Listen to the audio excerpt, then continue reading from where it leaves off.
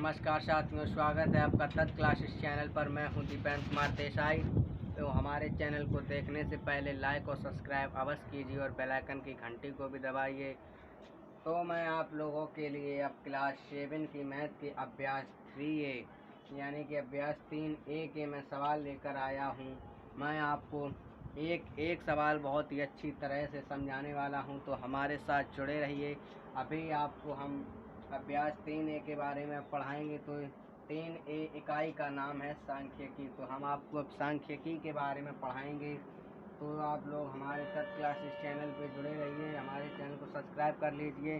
सभी लोग पढ़ो और सभी लोग पढ़ो, हमारी आपसे यही उम्मीद है। तो सर्वप्रथम ये जो मेरा पहला सवाल है, इसको आप लोग देखिए।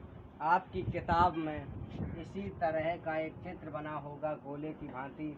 तो अब आप लोग इस गोले में देखिए, तो यहाँ पर जो सबसे बड़ा इसमें भाग है तो ये द्वितीय श्रेणी का है। इसमें 180 अंश।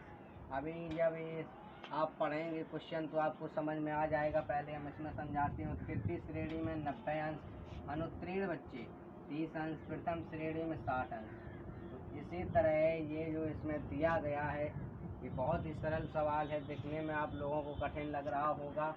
तो ये प्रश्न इसी गोले से बनाए गए हैं जो इसमें लिखी हुई हैं संख्याएं। तो ये मेरा पहला जो सवाल दिया गया, सबसे अधिक शिक्षार्थी किस श्रेणी में उत्तीर्ण हुए। तो आप लोगों को ये पहले का आंसर देना है। तो आप लोग इस गोले में देखिए कि सबसे अधिक शिक्षार्थी किस श्रेणी में उत्तीर्ण हुए। तो ये देखिए, द्वितीय श्रेणी में 180 अंश हैं, तृतीय श्रेणी में 90 अंश हैं। लोगों को ये सबसे पहले पता होना चाहिए कि यदि एक वृत्त बना हो, ये हमारा वृत्त बना है, ये कितने अंश का होता है। वृत्त हमारा जो होता है वो 360 अंश का होता है। इसीलिए वृत्त में जो ये दी गई हैं श्रेणियाँ, प्रथम, द्वितीय, तृतीय और अनुत्तीर्ण बच्चे हुए। तो ये 360 अंश का वृत्त है। तो ये आप लोग जब जोड़ेंगे ये साल 90 और 180, 30 और 60 को जोड़ेंगे तो हमारा 360 ही निकल कर आएगा। तो अनुत्तीर्ण बच्चे हुए 30 अंश, प्रथम श्रेणी में 60 अंश। तो इसमें सबसे ज़्यादा कौन सी श्रेणी में पास हुए, तो 180 अंश यानी कि द्वितीय श्रेणी में। तो मेरे को पहले का आंसर लिख देना है द्वितीय श्रेणी। हम आपको एक ही सवाल समझाएंगे, आप लोग बहुत ही ध्यान से देखिए तो आपको समझ में आ जाएगा। अब हम आपको बताएंगे दूसरा है हमारा, सबसे कम शिक्षार्थी किस श्रेणी में उत्तीर्ण हुए। अब इसमें पूछा गया है दूसरे में कि सबसे कम यानी कि सबसे कम शिक्षार्थी किस श्रेणी में उत्तीर्ण हुए। तो हम लोग इसमें देखेंगे कि ये हमारी श्रेणियां दी गई हैं, ये अनुत्तीर्ण बच्चे हुए।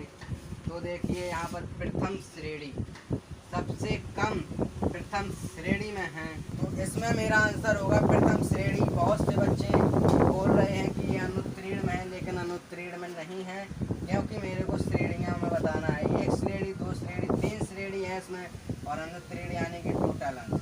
तो ये 30 अंश होंगे। तो इसका दूसरा का होगा सबसे कम शिक्षार्थी इस श्रेणी में उत्तीर्ण हुए।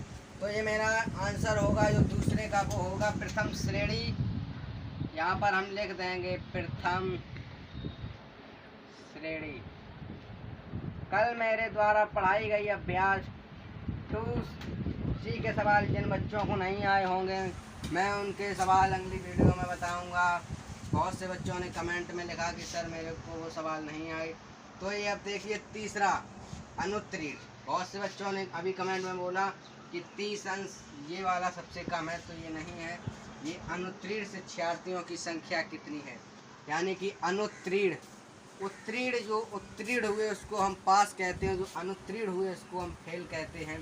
तो अनुत्तीर्ण शिक्षार्थियों की संख्या है वो हमारी है 30। यहाँ पर हम लिखेंगे 30 लिखेंगे। आप लोग ये याद रखिए, यहाँ पर ये गोला हमारा 360 अंश का होता है। 360 अंश 360 अंश का ये गोला होता है। तो ये 30 अंश अनुत्तीर्ण हुए। तो इसमें हम 6 से भाग देंगे 30 में, 6 पंचे 30। तो ये 5 निकल कर आ रहा है। अनुत्तीर्ण शिक्षार्थियों की संख्या कितनी है, तो हमारा उत्तर हो जाएगा 5। ये मैंने आपको 3 बताए अभी, इसका 1 ऑप्शन, 2 ऑप्शन, 3, इसका भी एक ऑप्शन और बचा है, चौथा मैं अभी आपको बता रहा हूँ। तो ये जो मेरा चौथा ऑप्शन दिया गया है कि प्रथम श्रेणी और द्वितीय श्रेणी में उत्तीर्ण शिक्षार्थी की संख्या में अनुपात क्या है। तो आप लोगों को सर्वप्रथम ये याद रखना चाहिए कि हम कोई भी अगर यदि कोण बनाएं तो हम वो सर्वप्रथम 60 अंश से ही बनाएंगे। 60 अंश का, जैसे ये त्रिभुज हमारा होता है इस प्रकार का, तो ये प्रत्येक इसकी भुजा 60 अंश की होती है। तो प्रथम श्रेणी और द्वितीय श्रेणी में शिक्षार्थी में अनुपात क्या है। तो ये जो मेरा 60 है, 60 को हम 60 में हम 60 से ही भाग देंगे, क्योंकि 360 अंश में सबसे छोटा मेरा 60 अंश ही होता है। तो जब हम 60 में 60 से भाग देंगे तो हमारा होगा 1। अनुपात में ज्ञात करना है तो हम अनुपात लगा लेंगे, इसी तरह अनुपात लगाया जाता है। और द्वितीय श्रेणी में मेरे को शिक्षार्थी की संख्या, ये यहाँ पर 180 दी गई है, 180, इसमें भी मेरे को 60 से ही भाग देना पड़ेगा। तो 6 दिया 18, कितनी बार गया, 3 बार। तो ये जो 1:3 निकल कर आ रहा है, ये हमारा चौथे ऑप्शन का आंसर हो जाएगा। आप ये लिख देना कि प्रथम श्रेणी और द्वितीय श्रेणी में शिक्षार्थी में अनुपात तो 1:3 होगा। मैंने आपको अभ्यास 3A का पहला सवाल बताया। आपको इससे यदि समझ में आया है तो हमारे चैनल को लाइक और सब्सक्राइब अवश्य कीजिए और बेल आइकन की घंटी को भी दबाइए। अब मिलेंगे हम आपको अगली वीडियो में। जय हिंद, जय भारत।